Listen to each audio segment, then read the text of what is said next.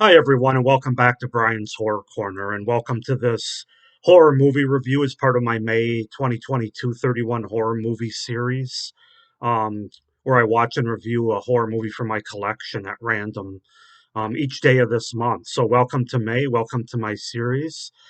And yeah, so the first movie, let's just go ahead and get started with the first movie. The first movie that I watched for the first time, actually, even though it's been part of my collection for about a year, is a modern movie, or sort of modern, from 2000, American Psycho with Christian Bale. And I have the uncut version here on Blu-ray, as you can see. So yeah, that's the movie we're going to take a look at today, and let's just go ahead and get into it. So, per normal, I'm going to start with the setup and the premise. These are all going to be, for the most part, spoiler-free reviews, just as per normal, per my last few series like this, a 31 horror movie series. I'm just going to give kind of a setup and premise of the movie, the cast, and then my review and my thoughts about the movie itself. So I'm going to try not to use my notes as much as I have in the past. I've noticed in watching my videos. So we'll see how that goes. So American Psycho is a 2000 independent horror film directed by Mary Herron, who wrote the script along with Genevieve Guinevere Turner.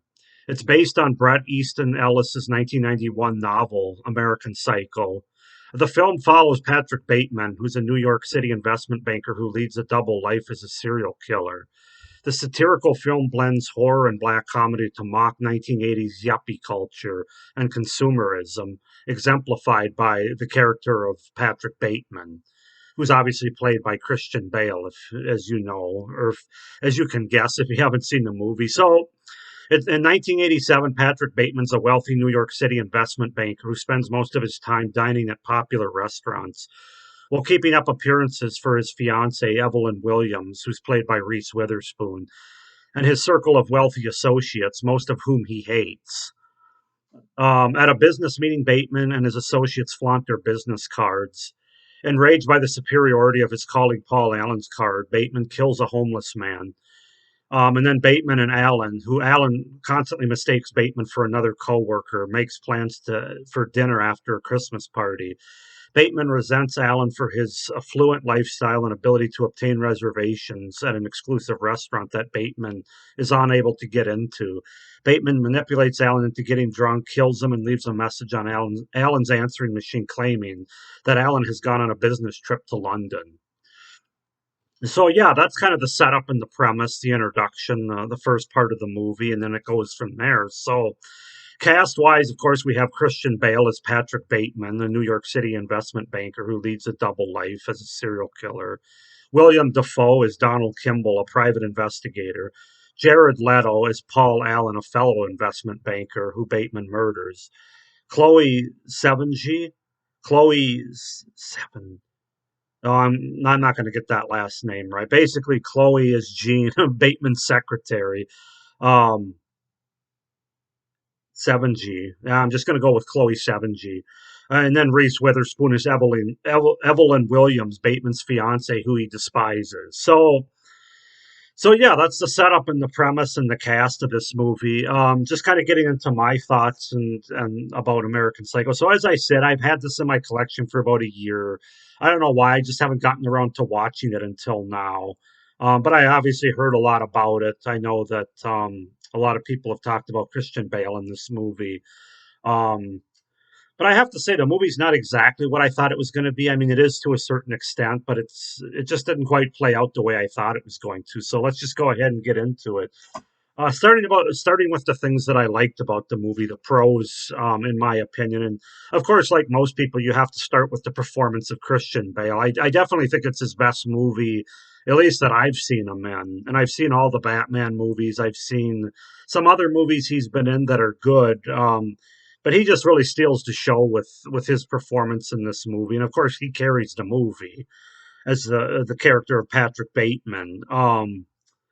Yeah, like I said, I think it's important that they had the right person cast in this role because the character needs to be played just right, needs to be played a certain way in order for the movie to work. Otherwise, the movie would totally crumble under the performance. And fortunately for the movie, Christian Bale delivers exactly what this character needs and exactly what this movie needs for that character. So yeah, it just his performance just works as the character of Patrick Bateman because he's able to play it both kind of in a funny way at times, but also can be very serious and scary looking at times. With just his looks and his and everything, you can just tell that he has that look like I'm going to mess you up at certain times in this movie. But he also has those moments of being very funny and comical, and it just works. He just does a phenomenal job as the character. Also, going further with the character of Patrick Bateman, aside from his performance, the character itself is just so well written. The character actually has a lot of depth within a depthless culture, as I'll call it. I mean, you're talking about a yuppie culture in '80s New York, where obviously the point of the movie is that everybody's just kind of trying to be the same. They're trying to get ahead. Nobody really has any emotion outside of being self-absorbed and really into themselves and materialistic things. And but the character of Patrick Bateman throughout the movie there's at least a shred of humanity left in him, sort of crying out. It's actually a pretty layered character if you really watch the movie and think about it. So yeah, I thought that the character is not thin at all, very well written. The viewer really gets a chance to see things from his point of view and understand his frustrations and even his madness to a certain extent, even though they might not totally agree with how he the murderous aspects of his character. So I thought that was all very well done and definitely worked for the movie. Going on to that, it's a very well written movie. It's a very well directed movie by Mary Herron, who I'm not familiar with any of the other movies that she directed, but she really knocks it out of the park in this movie, in my opinion, just in terms of the direction she goes for, what the movie's trying to say. It's really executed well, and that's all because of her directing, in my opinion. She touches on some really important themes that a lot of people outside of that culture, or younger people, might not know that it was like that in the '80s. And I think she does a really good job of sort of letting them behind the curtain when it comes to that sort of yuppie culture during that time.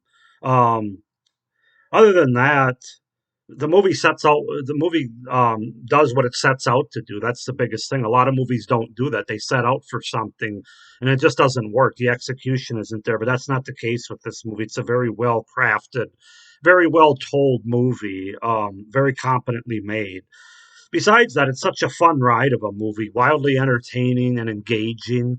It was the first time that I'd watched this movie, as I said, but I was never out of it. I was engaged because of Patrick Bateman, but also just the side characters, the tone of the movie. It all just kind of worked for me. It's obviously more satirical and funny than it is scary, but it's also very layered. And a lot of people might not know that. I didn't know that going into it when I first heard about it and saw the cover here. You just kind of think that it's like a businessman that murders people at night, which it is on the surface, but there's a lot more to the movie than that. And that's the part that kind of caught me off guard, but I really enjoyed it. Um, there's several great scenes in this movie. I'm only going to name a couple of them that I really enjoyed. Obviously, people talk about, and I'm with them when it comes to the business card comparison scene pretty early in the film. It's just so it really represents what this movie is, just the materialistic, the fact that all these business guys um, who are in like mergers and acquisitions, vice presidents and stuff are going around comparing business cards, the thickness, the color, the way their name appears on them. I mean, it really sums up the movie very well, and it's also a very funny scene. But yeah, just so fitting. And then, of course, how can you talk about this movie without talking about the killing of Paul Allen, who's played by Jared Leto? He's not in the film very much, only like the first third of the movie, but obviously plays a very important role in the movie. This scene is just so Patrick Bateman just kills it. Christian Bale as Patrick Bateman just kills it in this scene, going on a diatribe about the music, this '80s music that he's playing. Um, and as it's playing in the background, he's putting on like a raincoat and he's just playing it off very, very funny and very nonchalantly before he ultimately sticks an axe in Jared Leto's character's head. Um, yeah, it's great. It's just a great scene. It made me laugh. It's just again, it sums up the movie and Patrick Bateman very well. Obviously, it's a very quotable movie, as many people have said. It's easy to remember certain lines. My favorite, or the one that stands out for me, is "Don't just stare at it, eat it." And if you've seen the movie, you know what that line is describing. And it's a pretty funny. But yeah, the whole movie's quotable with lines like that, mostly delivered by Patrick Bateman. Um, Also, you got to talk about the score and the music within this movie. Obviously, the fact that it takes place in the 80s, and I happen to love 80s music more than any other genre of music. So right away, it had me hooked there with the songs that are played throughout the movie, namely Phil Collins and Huey Lewis and the News are a couple of the big ones. Um, yeah, I just love the sound. I just love the music within the movie. Just kind of help that fun, entertaining journey that we go through watching this movie. It's a lot of fun to follow, given these songs and Bateman discussing them along with the singers in great depth as he's getting ready to kill somebody. So yeah, just all those are all my pros that I had. Just great fun ride. So getting into a few cons or things that might have worked for me, but they might not work for other people. I actually don't have a lot of cons for this movie. One that I do have is William Dafoe is really not in this movie very much. It's almost a cameo kind of performance. So that was disappointing to me because I'm a big William Dafoe fan and I wanted to see a lot more of him in this movie. I understand a part of the theme of the part of the idea of the movie. I understand why he's not in it that much because of where the movie kind of goes and stuff.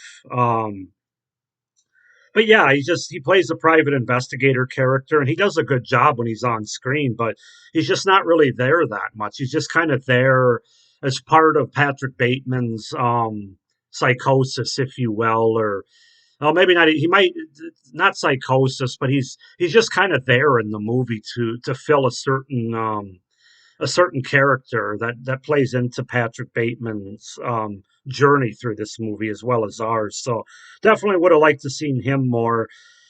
I know this is a controversial movie as it was a book for the violence in it, but I wouldn't say that's a particularly bloody or gory movie. It's more the violence is more based on intention and the results. We don't actually really see much on camera, which isn't really a con in my opinion, but it might be for most people that are going into this thinking they're going to see a very gory movie. It's really not. They cut away a lot, like when he puts an axe in Jared Leto's character at the beginning of the film. You don't actually see it on screen. You just see the blood splatter on his face, and there is blood in the movie. I'm not saying it's certainly not a bloodless movie, but it might not be quite as gory as some people think. Um, but it actually works for the movie for in my opinion, but like I said, for other people it might be kind of a disappointment. It's definitely not a scary horror movie. That's really not what they were going for. The horror lies within the culture that we're introduced to with these characters, especially Patrick Bateman. The horror is kind of the movie ends with what the real horror is in this movie, but it's not. It's obviously not. It's not a horror movie in the sense that there's jump scares or there's really creepy imagery or anything like that. It's not that kind of movie. It's much more of a satirical horror comedy, black comedy, psychotic modern horror movie, basically. So that's kind of, I mean, you should kind of know that going in. But it's very entertaining, that being said. And it's more of a modern take of the mindset of a psycho within a certain culture in the last 30, 40 years. So just know that going in. If you're looking to be scared, this probably isn't the movie to put on. If you're looking to be entertained and watch a great modern character study, then it's a great movie to put on. And then finally, my last con, again, it's not a con for me, but I could see and I have heard that other people don't like it. The ending of the movie might not work for everyone because the ending's actually pretty ambiguous and open ended in nature that it leaves the viewer with. Some people might want more of a concrete answer. I'm not one of those people. I actually like horror movies and movies in general that sort of have the viewer, the watcher of the movie sort of have to think a little bit or kind of go on their own path, if you will, with what the movie's what the ending ultimately says. And this movie certainly does this because at first when I watched the movie, I think like most people, you think there's also a scene with his secretary at the end, and she's I'm not going to say too much about it, but she's kind of going through his date book. That kind of plays into his last few lines in the movie as well. Um, that makes you think it might be, oh, this is what it was. But actually, as I've gotten away from watching the movie, I think that, and the director kind of makes comment to this in an interview she did after the movie. Um, I don't necessarily think it's as black and white as a lot of people probably are going to walk away from this movie on. I think more what the director was going for was talking more about this culture, and I'll leave it at that because I don't want to give too much away. But I actually like I said, I like more of an ambiguous ending, so long as the movie does a good enough job before that to explain enough, but not having to explain everything, still having that open-ended, ambiguous ending. But some movies, this movie's like the perfect blend of it. There's some movies that don't give you enough of what you need for the movie to make any sense.